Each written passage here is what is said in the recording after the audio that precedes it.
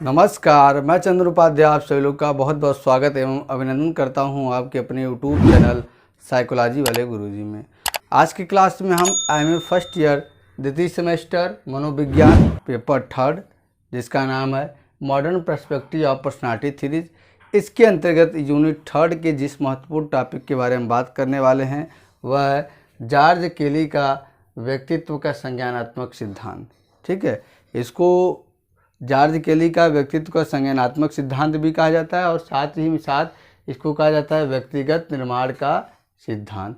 आपके सिलेबस में केली का जो है व्यक्तिगत निर्माण के सिद्धांत के नाम से दिया होगा। ठीक है, इसको पर्सनल कंस्ट्रक्ट थियरी के नाम से जाना जाता है। तो आइए आज की क्लास में हम समझते हैं कि केली महोदय के अनुसार व्यक्तित्व के विकास, व्यक्तित्व की जो महत्वपूर्ण बीमाएँ हैं वो किस प्रकार से होती है, इसको समझते हैं। आप लोग वीडियो में लास्ट तक बने रहिएगा और चैनल पर नए हैं तो चैनल को भी सब्सक्राइब कर दीजिए और बेल आइकन को प्रेस कर दीजिएगा।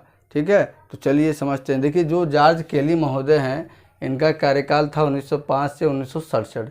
यह एक क्या थे, बेसिकली क्या थे, एक क्लिनिकल साइकोलॉजिस्ट थे, यानी कि नैदानिक मनोवैज्ञानिक थे, जिन्होंने अपने नैदानिक अनुभूतियों के आधार पर एक व्यक्ति सिद्धांत का प्रतिपादन किया, जिसे व्यक्तित्व संज्ञानात्मक सिद्धांत कहा जाता है। यानी कहने के तात्पर्य कि जॉर्ज केली महोदय क्या थे, एक क्लिनिकल साइकोलॉजिस्ट थे। अब एक नैदानिक मनोवैज्ञानिक क्या करता है, वो जो मानसिक रोगी होते हैं उनकी समस्याओं का, उनके रोगों का निदान करता है। तो ये क्या है, जॉर्ज केली महोदय अपने जो इसमें उनको जो अनुभव मिला उसी के आधार पर उन्होंने एक व्यक्तित्व का सिद्धांत प्रतिपादित कर दिया और उसे व्यक्तित्व का संज्ञानात्मक सिद्धांत और व्यक्तिगत निर्माण सिद्धांत के नाम से जाना जाता है। अब इस सिद्धांत का मूल केंद्र बिंदु क्या है उसको हम देखते हैं। ठीक है, मूल सेंटर क्या है इसको समझते हैं। देखिए, इनका सिद्धांत मानव व्यक्तित्व को समझने के लिए उन तरीकों पर अधिक बल डालता है जिसके सारे व्यक्ति अपने वातावरण एवं स्वयं को समझने की कोशिश करता है। यानी कि इनके सिद्धांत का मूल थीम यह है कि इनका सिद्धांत मानव के व्यक्तित्व को समझने के लिए उन तरीकों, उन माध्यमों पर ज़्यादा फोकस करता है जिसके सहारे व्यक्ति क्या है, अपने आसपास के वातावरण को और स्वयं को समझने की प्रयास करता है। अगर दूसरे शब्दों में हम कहें तो हम ये कह सकते हैं कि व्यक्ति कैसे प्रत्यक्षीकरण करता है, व्यक्ति कैसे सीखता है, व्यक्ति कैसे सोचता है, व्यक्ति कैसे किसी समस्या का समाधान करता है, व्यक्ति कैसे किसी का मूल्यांकन करता है, व्यक्ति किन आधार पर कोई निर्णय करता है, इन सभी के बारे में केली महोदय ने अपने सिद्धांत में बात किया है। ठीक, तो ये मेन सेंटर पॉइंट था और केली महोदय ने अपने सिद्धांत को समझाने के लिए 3 भागों में बांटा है, 3 भागों में बांट कर इसको समझाया है। ठीक है, सबसे पहला आपका हो जाएगा व्यक्तित्व की संरचना, यानी कि स्ट्रक्चर ऑफ पर्सनालिटी। अब ये क्या होता है इसको समझते हैं। देखिए, केली के अनुसार व्यक्तिगत संरचना की मूल इकाई क्या है, व्यक्तिगत व्याकृति है। अब ये शब्द इन्होंने जोड़ा है, व्याकृति शब्द को आप ध्यान से पकड़िएगा, व्यक्तिगत व्याकृति, इसको पर्सनल कंस्ट्रक्ट करते हैं और इसी के आधार पर इनका नाम पड़ा सिद्धांत का व्यक्तिगत व्याकृति सिद्धांत या व्यक्तिगत निर्माण सिद्धांत। तो केली जो महोदय वो कहते हैं कि व्यक्तिगत संरचना, पर्सनालिटी स्ट्रक्चर की जो मूल आधार है या मूल इकाई है वो क्या है, व्यक्तिगत व्याकृति है। अब यह व्यक्तिगत व्याकृति क्या होता है इसको आप समझ लें। व्यक्तिगत व्याकृति से तात्पर्य उन साधनों या तरीकों से होता है, यानी कि उन माध्यमों या तरीकों से होता है जिसके सहारे व्यक्ति अपने इर्द गिर्द की घटनाओं की व्याख्या करता है, उससे अनुमान लगता है। यानी व्यक्तिगत व्याकृति एक ऐसा माध्यम है या एक ऐसा साधन है जिसके जरिए क्या करता है, व्यक्ति अपने इर्द गिर्द के होने वाली घटनाओं के बारे में अनुमान लगाता है या करता है, या अनुमान लगाता है या उसकी व्याख्या करता है। समझ गए आप व्यक्तिगत व्याकृति क्या हुआ। इसके सहारे व्यक्ति क्या करता है, अपने आसपास हो रही घटनाओं की व्याख्या करता है या उसके बारे में अनुमान लगाता है। ठीक, अब आगे देखिए, केली ने यह बताया कि पूरी जिंदगी में व्यक्ति तरह तरह की व्याकृति विकसित करता है। केली ने यह भी बताया कि व्यक्ति पूरी जिंदगी में तरह तरह की व्याकृति विकसित करता है जिनके आधार पर अपने वातावरण को वो समझता है, स्वयं को समझता है, अन्य व्यक्तियों के व्यवहारों को समझने की कोशिश करता है या उससे संबंधित वो अनुमान लगाता है। ठीक, और व्याकृतियाँ क्या है, बदलती रहती हैं, क्योंकि ये संभव नहीं है कि एक व्याकृति के आधार पर सभी पक्षों के व्यवहारों की व्याख्या की जा सके या उसके बारे में अनुमान लगाया जा सके। ठीक, इस सिद्धांत को क्या है, व्याकृत वैकल्पवाद का सिद्धांत भी कहा है। तो देखिए 3 नाम इस सिद्धांत का हमने बता दिया। तीनों नाम से अगर आए तो आप पेपर में आपके आए तो आप कंफ्यूज मत होइएगा। आप जो है ये तीनों का मतलब क्या है, एक है। तो एकदम देखिए, पहला क्या बताया हमने, जॉर्ज केली का व्यक्तित्व का संज्ञानात्मक सिद्धांत, दूसरा व्यक्तिगत निर्माण सिद्धांत, तीसरा हमने बताया व्याकृत वैकल्पवाद का सिद्धांत कहा।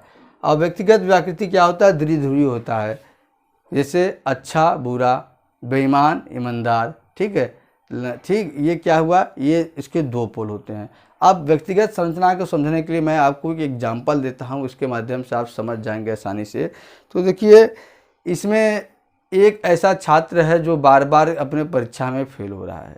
ठीक है, अब वो परीक्षा में पास होना चाहता है, तो वो क्या है, जो उसके प्रोफेसर हैं, प्रोफेसर के बारे में उसे वो पता चला कि वो बहुत खुशमिजाजी प्रकृति के व्यक्ति हैं और अपने जो उनके जो अचीवमेंट है या उनकी जो प्रशंसा है उससे बहुत ज़्यादा प्रसन्न होते हैं। तो उसने मन में सोचा क्यों न मैं प्रोफेसर की जो प्रसन्नता कर या ऐसा कुछ करूं जिससे प्रोफेसर प्रसन्न हो जाए, मुझे परीक्षा में पास हो गया।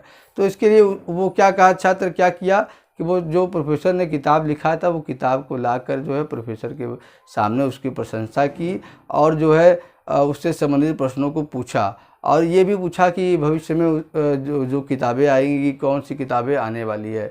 ठीक है, और उनके सामने उनकी प्रशंसा भी की, जिससे प्रोफेसर क्या है उस पर काफ़ी प्रसन्न हुए और क्या है परीक्षा में उसको पास कर दिए। तो यही व्यक्तिगत व्याकृति है। यानी व्यक्तिगत व्याकृति क्या है, एक तरह का अनुमान लगाना, किसी व्यक्ति के बारे में एक तरह का पहले से ही कोई अनुमान लगा लेना, वही व्यक्तिगत व्याकृति है।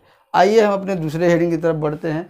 दूसरा है व्यक्तित्व की गतिकी एवं विकास। अब ये क्या है, चूँकि केली ने अपने व्यक्ति को भीतर से एक सक्रिय प्राणी कहा है जो हमेशा किसी न किसी व्याकृति का उपयोग करके घटनाओं का अनुमान लगाने में सक्रिय भूमिका है। यानी केली महोदय का कहना है कि जो व्यक्ति होता है वो क्या होता है, भीतर से एक एक्टिव प्राणी होता है। ठीक है, एक सक्रिय भूमिका निभाने वाला व्यक्ति होता है और इसी सहारे से व्यक्ति क्या है, कोई न कोई व्याकृति का उपयोग करके अपने वातावरण या व्यक्तियों के बारे में अनुमान लगाता रहता है। केली ने इस सक्रिय भूमिका को ही मानव जीवन का सार तत्व माना है। केली ने कहा कि अगर व्यक्ति अंदर से सक्रिय नहीं है तो उसके व्यक्तित्व का विकास अच्छे से नहीं हो पाएगा और वातावरण एवं आसपास जो हो रही घटना है उसके बारे में वो अच्छे से अंदाज़ा नहीं लगा पाएगा। ठीक है, और इसे समझने के लिए इसको इन्होंने 2 भागों में से बांटा है। पहला मानव एक वैज्ञानिक के रूप में, दूसरा सीपीसी साइकिल।